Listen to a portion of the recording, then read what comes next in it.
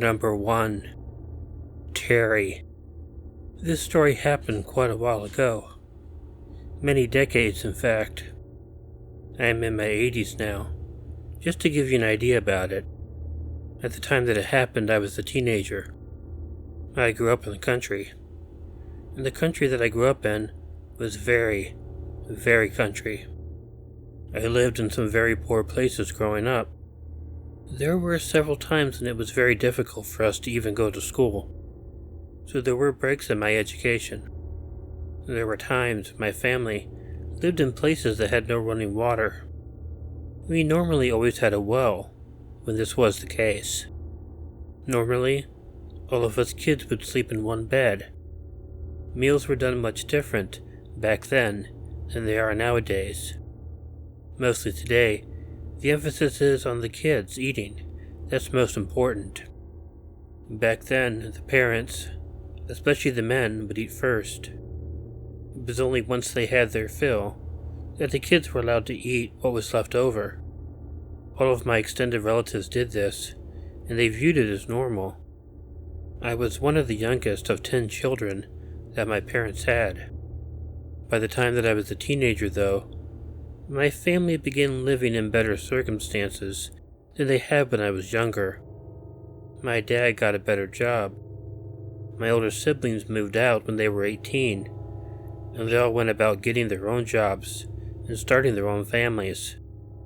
By the time I was 17 years old, I was still living with my parents, and the only other sibling living with me was a younger brother.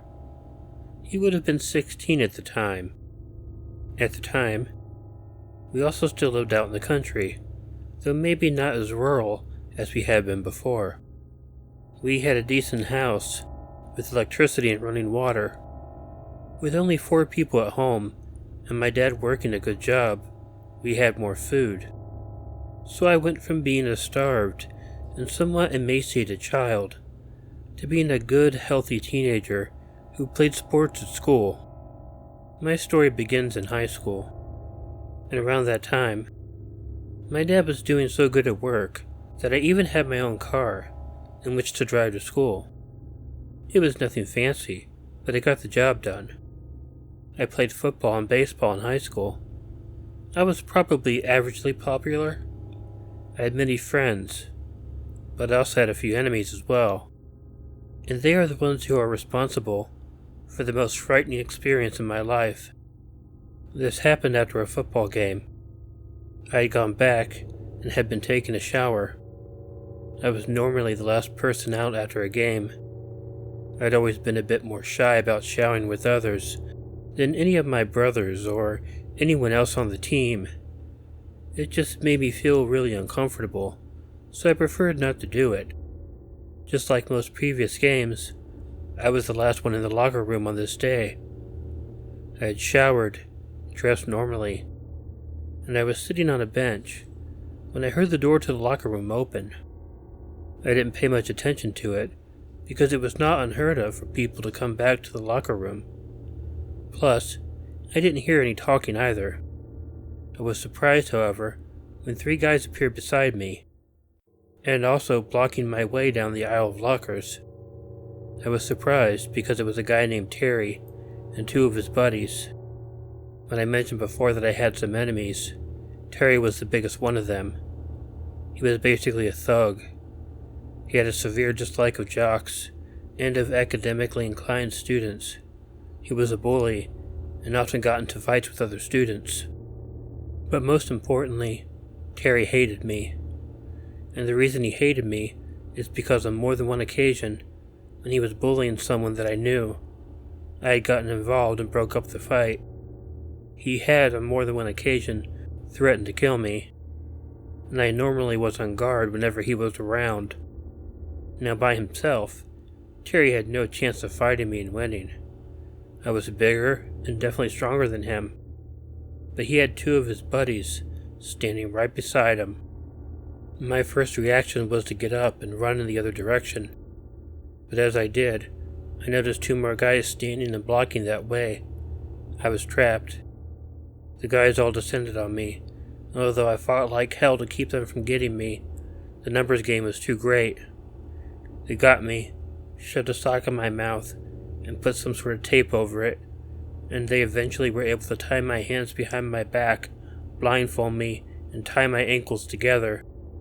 The 5 guys were easily able to keep me from struggling. They took me out of the locker room, and since I was blindfolded, I didn't know a lot of what was going on.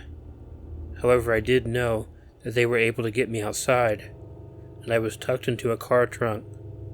I heard the car trunk close above me. The car started, and I could hear another car start too, so I was really freaked out. I didn't know what was going to happen or what to expect. Consider yourself fortunate if you have never been riding in the back of a car before. It was uncomfortable, bumping and all around downright terrifying, and I was able to tell when we were driving on the paved road.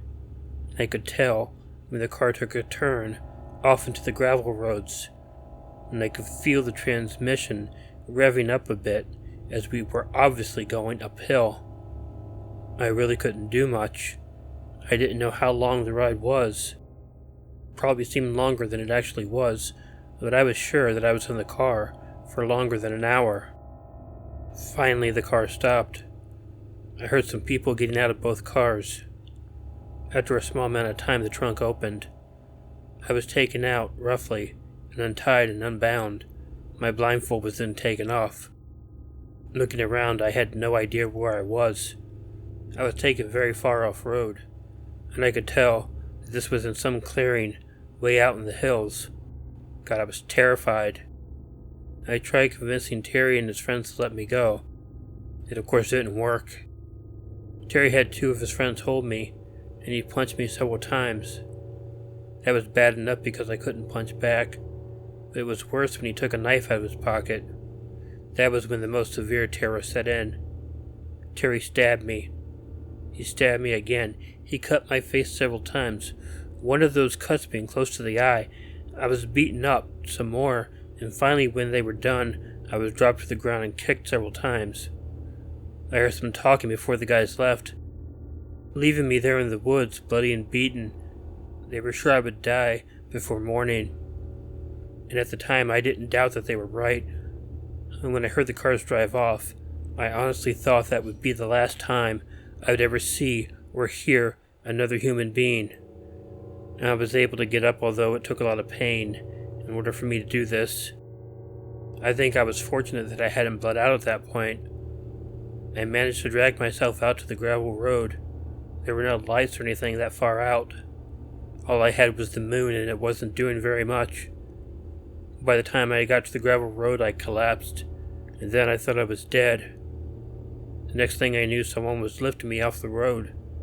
I panicked immediately, thinking it was Terry coming back to finish me off, so I pulled away from whomever it was, but they got me up and put me in the bed of their truck.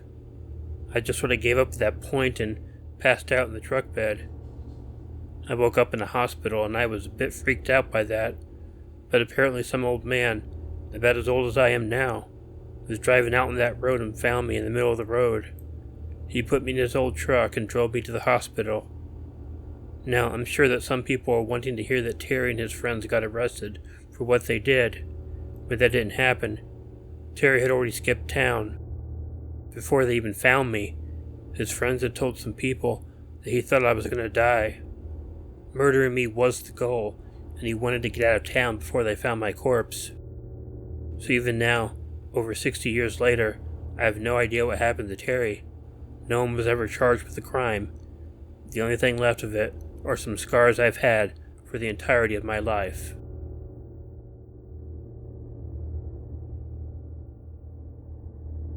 Number 2.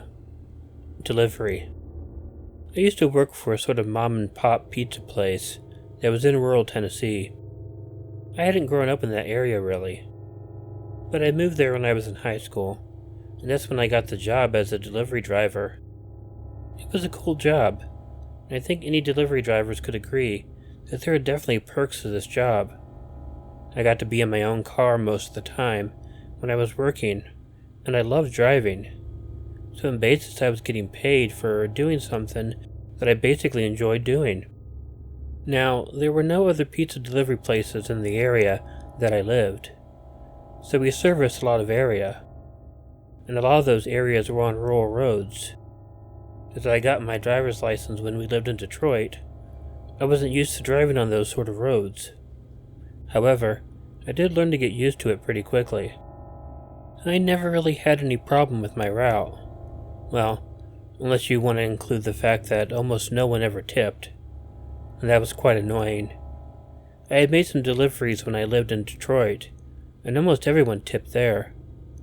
I guess rural people either just had less money, which I found was often the case, or they just didn't want to be tippers. I did have a very disturbing experience once when I was delivering a pizza to a house out in the country. This was on a Friday night. For some reason, I always remember this, and I start with that when I'm telling the story. We had been busy in the store. I think there was a game or something at the school, and of course after winning, they had to go out for pizza. That did affect me a little bit, but I didn't mind. I had several pizzas in the car as I was driving around. Of course I got the near ones first, and the rural ones last, since they were the furthest out. I had to go to this area where all these people lived in cabins. That was weird to me, but I had a few pizzas there, and then I drove out to deliver the more rural pizzas. Now, I always enjoyed country driving, especially at night, and this took me towards a house that I had never delivered pizza to. It was about as far out as we allowed the delivery to go, and when I pulled up into the driveway, I saw how absolutely creepy the house was. It had a long driveway, and it was a very small house though. It looked like it was probably over 100 years old, and was quite dilapidated. I wondered why anyone would ever want to live in such a place. I got out of my car, and I left the lights on. Getting up to the porch, I noticed it had metal porch furniture on it. It also had one of those bench swings. I don't really know what you're supposed to call them. Maybe it's just called a porch swing, who knows. I knocked on the door. There was no answer. So I waited and knocked again. Once again, there was no answer. I was wondering what I should do in this instance. I hated going back with an undelivered pizza. I had to make sure that I made all attempts to get it delivered. I triple-checked the address to make sure it was right. It was. I knocked again. No answer. I heard some noise off to the side of me. My eyes were having a hard time with the extreme darkness and the low light of my car illuminating such a small area. But I also saw some movement, and there was a shadow of some sort of figure off to the side of the house. It was not on the porch, though. I turned to look fully in that area and could make out what I was seeing. And when I did, I saw a man standing there. He was holding a shotgun in his right hand, and when I looked at him, I jumped back in fright. "Get off my property," he yelled at me. I brought your pizza," I told him. The man shot the gun in the air, and then pointed it back at me. "I didn't order no damn pizza. Now get lost because the next shot won't be a warning." I hurriedly ran back to my car and got in. I noticed that the old man followed me with the gun the entire time. When I began backing out of the driveway, he followed me all the way to the end. When I turned around and drove out of there. It was a long ride back to the pizza place. When I told my manager what happened, he was skeptical about it, but I insisted it was true. I really didn't find out until later what had happened. It was a prank that had been played on me. The guy was known for hating people on his property, so some people pulled a quick one and put my life in danger. They ordered the pizza to his address instead of their own. I learned that this wasn't an uncommon thing for people to do in order to aggravate the old man and scare whoever went on his property. Some people are just jerks.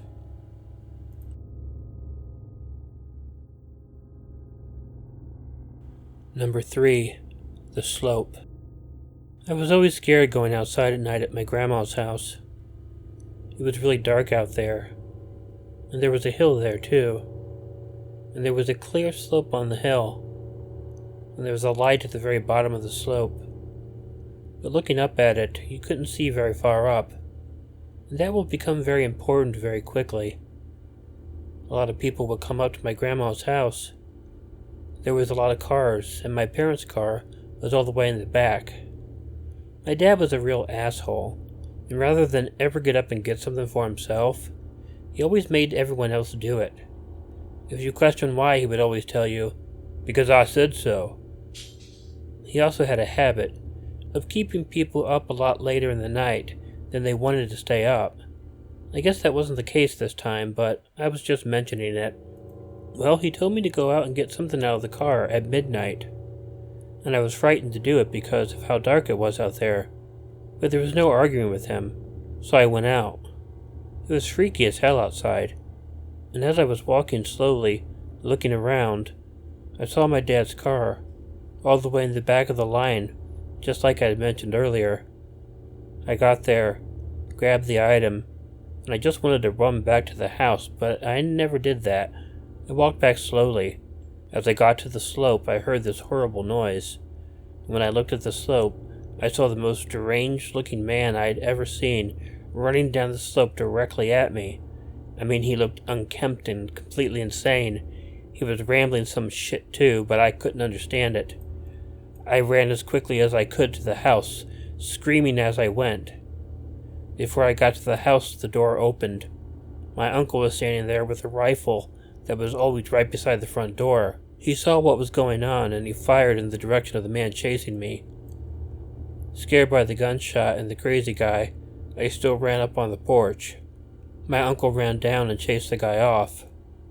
We don't know who the guy was. My uncle didn't recognize him. I was traumatized, though. It was like a scene out of a horror movie, and ever since I have had a severe fear of the dark and what might come out of it. Hey y'all, Killer Orange Cat here. If you like this video, please let me know by hitting the like button. If you're not already subscribed to Killer Orange Cat, feel free to click the subscribe button and the bell below, or wait for the icon of Ichigo the cat that will appear at the end of this closing. Leave me a comment, and share the video with someone you think might enjoy it.